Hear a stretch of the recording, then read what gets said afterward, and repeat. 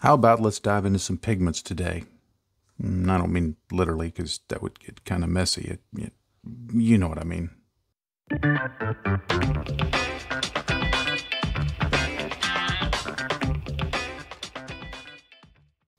Pigments are an easy to use product that give you a lot of flexibility for weathering, for changing colors, for, as you're going to see, for doing a whole lot more than just making a few dirt streaks or grime streaks or soot streaks. They're really a great product and one that I recommend that everybody have at least a few of on their workbench. Now, they come in different varieties. I mean, there's these commercially produced pigments that are dry pigments in a bottle from various manufacturers. There are these weathering powders, which are a type of pigment from Tamiya, which have a little different quality. There are these chalk sticks, pastel chalks that you can get from the art store, that they have their use. Now, when it comes to using pigments, whichever one you choose, there's generally two ways to make use of them, wet or dry. And those are fairly obvious as to how they're used, but we'll talk about what that means further as we go along. Now, for the pastel chalks, what I have done with these in the past, and you can kind of see it here looking at the chalk, is I just get my hobby knife and I shave off some of the pastel. Usually into a plastic cup, maybe onto a sheet of aluminum foil or some kind of plastic sheet, so that one, it keeps it from going everywhere, but two, it makes it easy to use. And then I just apply it to the model as I would any of these dry pigments. So beyond what the form they start in, the application is very much like any of these. They have a few different ingredients in them to make them bind together like this, but if you get these, they're going to work fairly well. Now, the Tamiya weathering powders, they work a little bit different in that while they are weathering powders also, they are pigments, they have a much stronger binder in them that the best I can describe is they're much like makeup sets. My wife has some various makeups that she applies on her eyes and things like that, and they're not wet. I mean, when you touch them, they don't feel wet, but they have some substance in them that makes them already a bit sticky, that holds them together. And you can use this applicator that they give in the package to apply them, or you can use a Q-tip or anything like that. Once applied on the model, they stick a little better by themselves, but they still are going to run into some of the issues that I've talked about with pigments, but that I will talk about with pigments that you need to be aware of. These are very easy to use, very good to use, but for my own work, I've found that I like dry pigments better. Not that there's anything wrong with these, I just think dry pigments offer more options. So that's what I use. I will demonstrate using these a little bit, but I'm going to be focusing on dry pigments. Now, when you're using dry pigments, generally you're going to need some way to fix them to the surface of the model. While you can apply them dry and not put any kind of fixture on them, if you're going to be able to handle the model or put other things over it, or want to keep them in place, or want some thicker texture that the pigments can bring to the table, then you're going to want to use some kind of binder.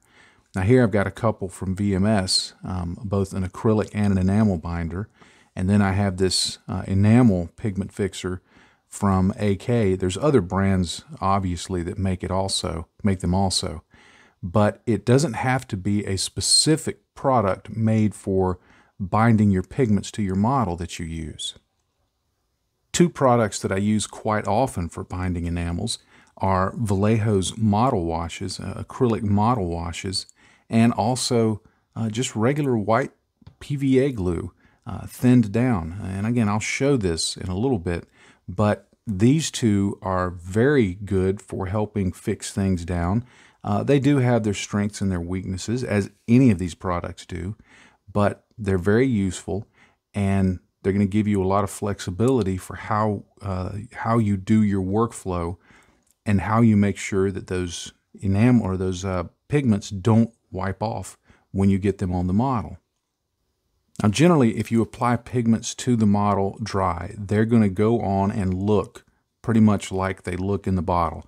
Whatever the color is that they're in the bottle, in the container, is going to be the color that they present on the model. So when you're talking dry application, they tend to stay the same. However, when you start using something to bind them, that can often change the color slightly. It can change the color, it can change the sheen of the product. So anytime you're going to be using binders, I recommend putting some pigments on a test model and then putting the binder on it and seeing if it shifts the color, and if so, how much. Because that way you won't put it on thinking that it's going to look one way and then put some binder on and it looks another way. You'll be able to know ahead of time how this is going to work, how it's going to look. Another thing to keep in mind is that some of the fixers have different finishes. This acrylic binder, it has more of a gloss finish, but if you put more pigments in with it, that mats it down. This enamel binder from VMS, it has a matte finish, so when you put that on, it's going to keep it very matte looking. If you're wanting something to look glossy, say an oil stain, then you'll need to account for that. Now, I just mentioned that if I put more pigments in with this glossy acrylic binder, it will matte it down. That's one of the great things about pigments, is they can also be added to paints. And when you add them to your paints or to your washes or anything like that, they tend to have the effect of making the paint more matte. Now, at some point, you're going to introduce, if you introduce too many pigments into the paint so that it is no longer dissolving and adding to the, I guess you'd say, the pigment density, but it's actually beginning to add texture, then that may not be what you're looking for, so keep that in mind. But these can be used to help matte down some weathering products that may have a satin finish or even a glossy finish, and by applying some pigments in so that they are dissolved into the substance, they matte things down just a little bit. Now, when I apply any pigments to my models, I'm going to do it in several ways. Quite often I'll get some pigment out of the container and put it on some other something else, a plastic cup, like I said, a sheet of aluminum foil, something like that, so that I'm not dipping a brush down into it where I might get moisture or things like that. Getting the pigments out, sometimes I use this pencil blending tool, this sculpting tool. I'll just use this flat end of it, almost like a spatula. I've used my hobby knife to just reach down in there and get some up on the knife and put it out on my palette. I'll use this big brush. I've used this big old brush for years for doing that with pigments. And you can use Q-tips. Now, for applying them on the model, I generally use a brush or a Q-tip. Every now and then I may use a toothpick. I don't use my hobby knife for obvious reasons.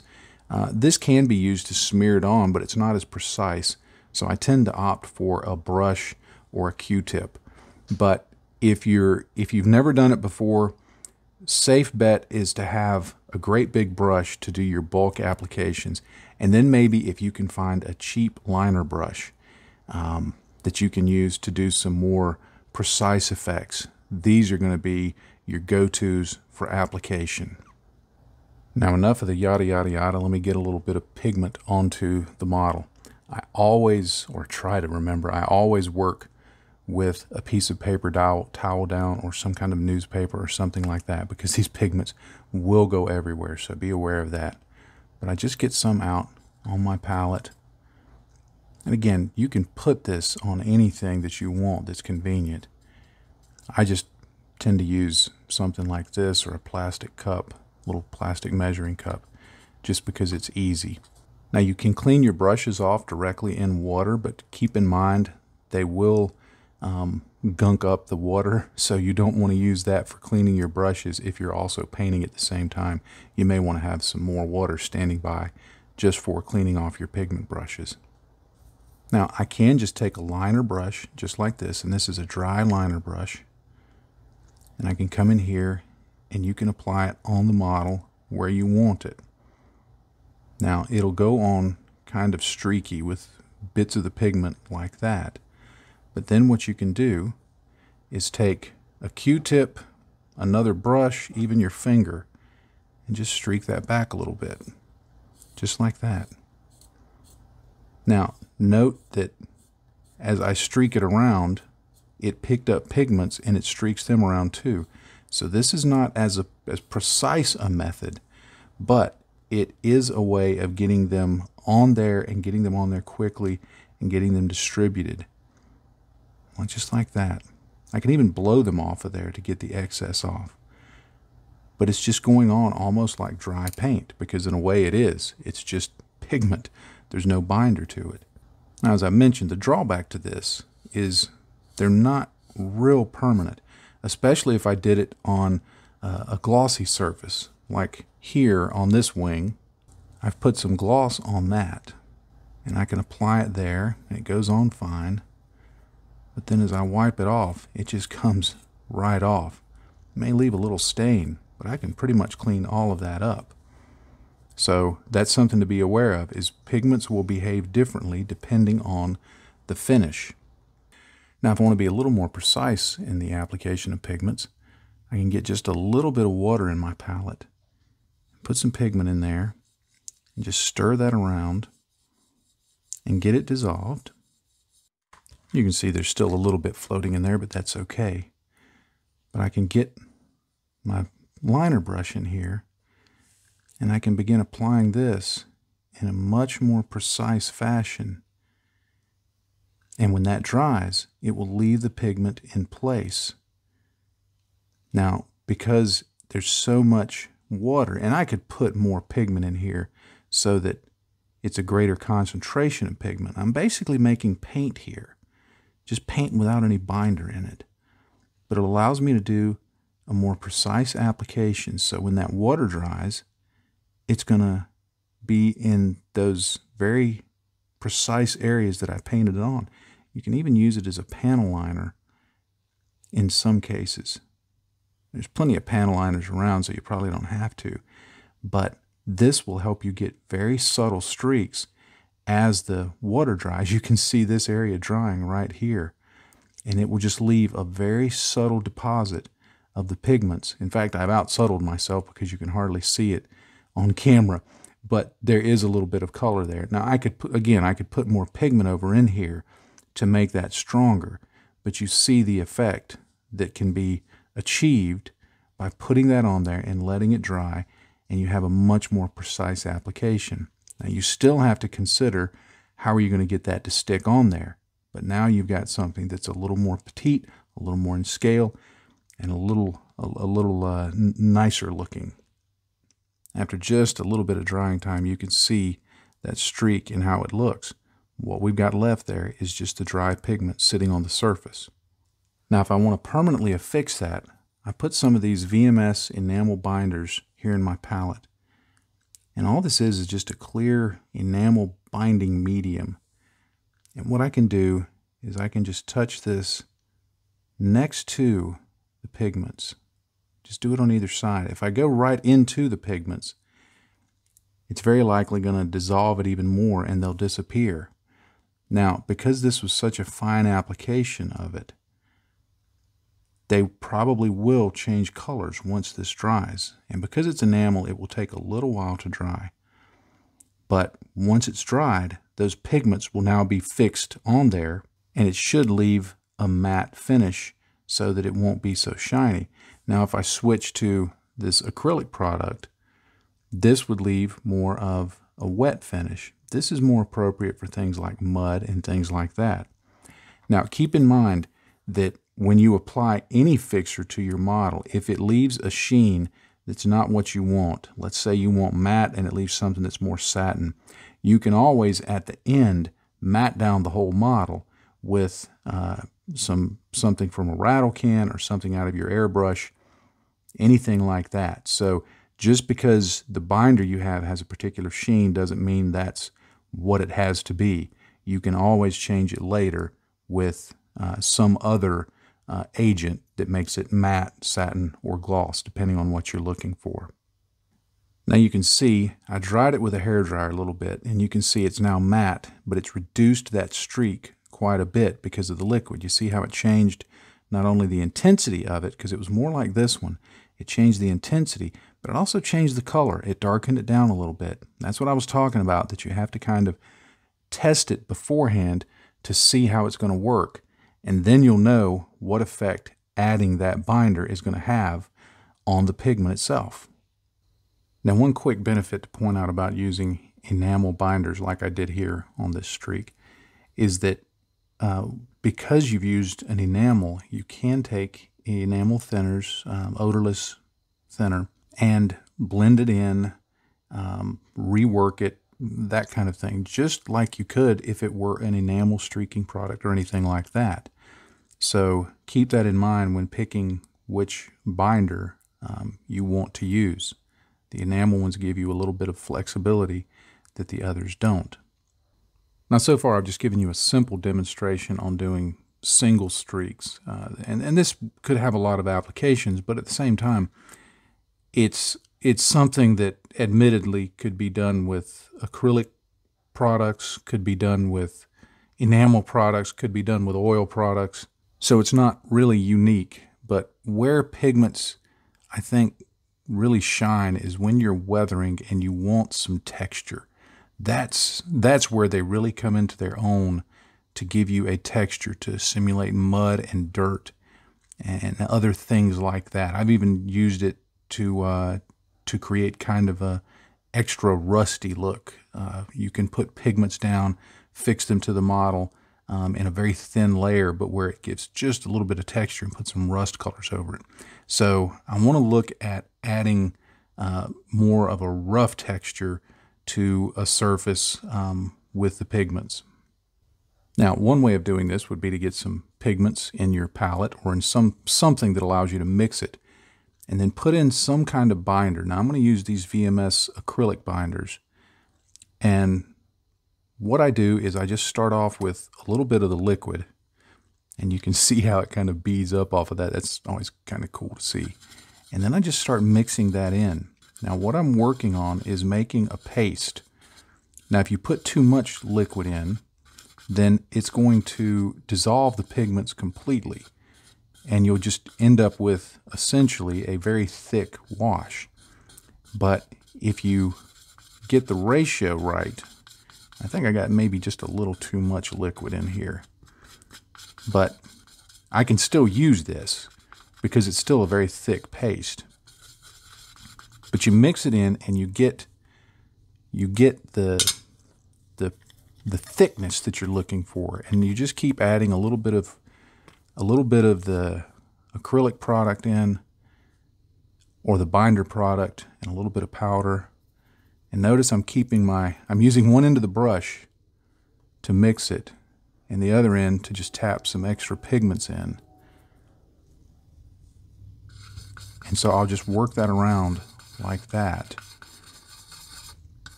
And when you get it to the consistency you want, when you get it to looking like you want, you just simply apply this onto the model. And I'll just use my brush, and I won't worry about wiping the pigments off. And I can put that on, and it gives a very thick, muddy kind of look, just like that. Now, this works well, and I've used it plenty of times. Now, because this is an acrylic, if you want to blend it, you have to do so with a little bit of water, and you want to do that before it dries. So what I'm doing is I'm cleaning off my brush now. I've got some water on the end of my brush, and I'll just blend this in right at the edge. And you can, of course, blend it down like that. This is, at this point, it's just like any acrylic mud product that you would get. It's no different than any of those. You see, you can put that on, you can mix it to the consistency you want. You can add other pigments to get the color that you want. And note the change of color by adding in the binder. So again, experience will help you keep track of how is adding binders, how is adding other things to these pigments, how is that going to alter them, and what's it going to mean in the final analysis when I get done applying this. Now, one of my favorite ways to use pigments is to get a reasonably dry brush.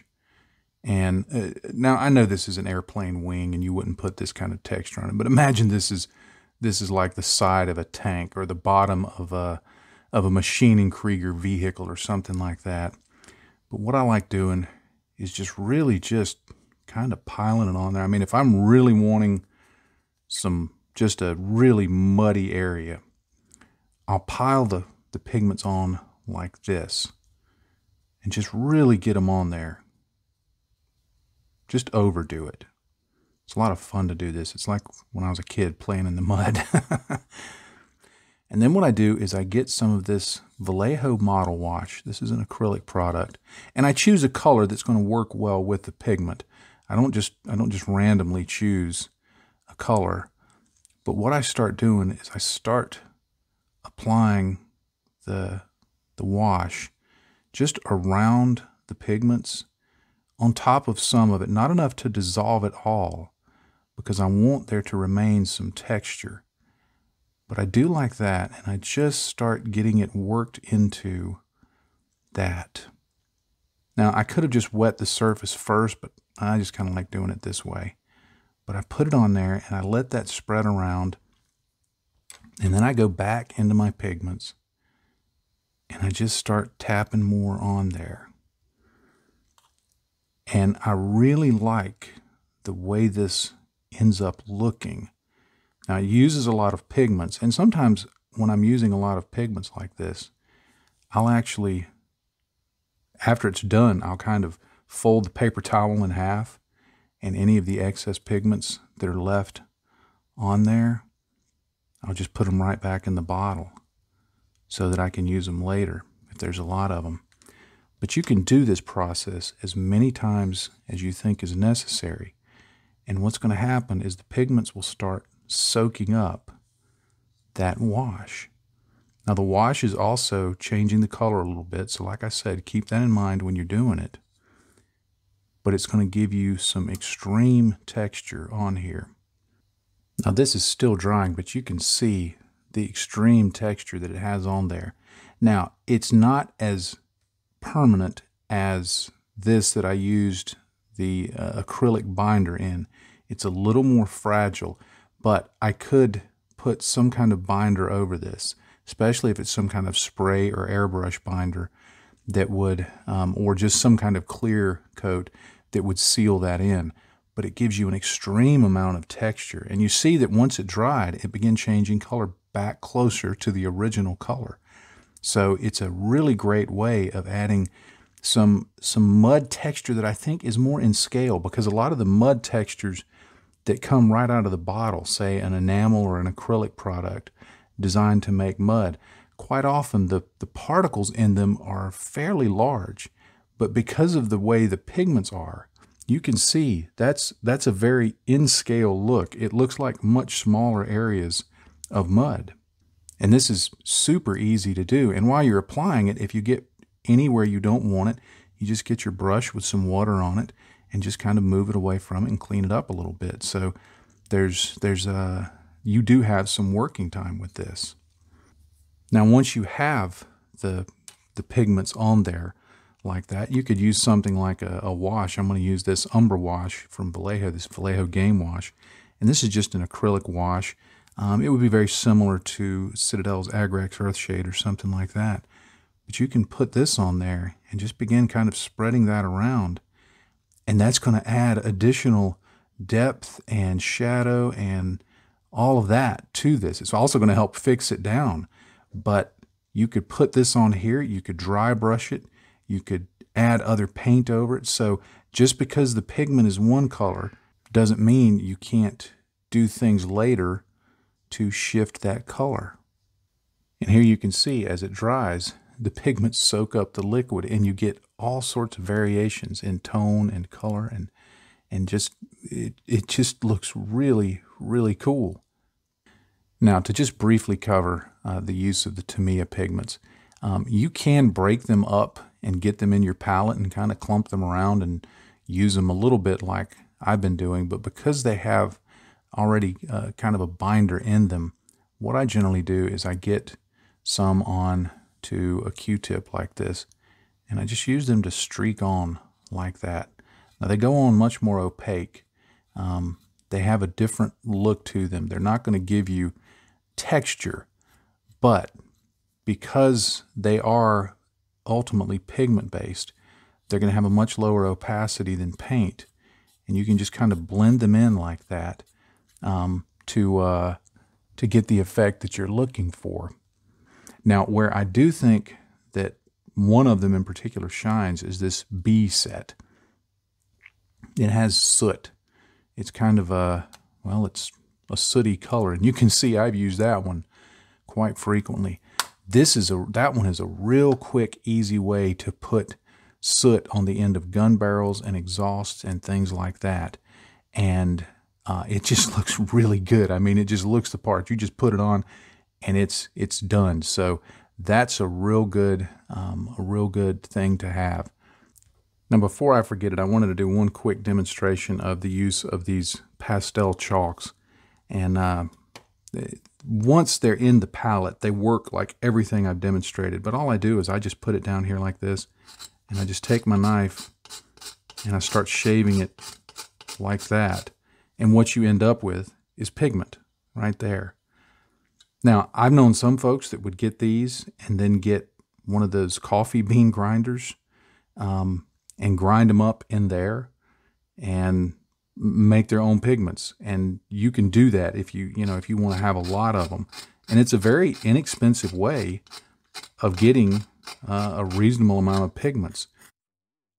Well, thanks so much for joining me for this video today. I hope this has been helpful in helping you see a little bit about how pigments are used. Certainly, there could be more detailed and advanced usage of it than what I've covered here. I've just covered the basics. But you see that just with some wet or dry application, you can add mud effects, and this could be the basis for rust effects and soot effects, and that there's a wide variety of them, and they don't have to be anything even modeling specific, as you saw with these little pigments here. So it's just a cool thing to have in your toolbox, ready to go to add additional weathering and additional depth to the finish that you're doing on your model. If you've not already done so, please hit the subscribe link down over here and click the little bell icon so you'll know that when I have new videos that come out. And if you would, give this video a thumbs up, and maybe drop a comment below and tell me what you think and maybe how you use pigments, or if if maybe this has helped kind of push you over the edge to giving them a try. So I just like to know that I always want the videos to be helpful. And so it's always nice to hear back from someone if they are. There's also links down below to social media and to my Patreon page. If you'd like to support this channel, please consider doing so when you click there. And if you're already a Patreon supporter, thank you so much for the support that you do give to me. It is a blessing to me, and it is a blessing to my family, as I always like to say. And it's the absolute truth. I couldn't do this, not at the pace that I do it, with the materials that I do it. I just couldn't do it without you. Everything that you see here on this workbench is a result of the support you give me. I'm able to do all of this stuff. Otherwise, it just wouldn't be possible. So thank you very much for your ongoing support. And with all that being said, I'll leave you with one final thought, as I always like to do. In this hobby, if you're not having fun, you're doing it wrong. Happy day to you, friends. Bye-bye.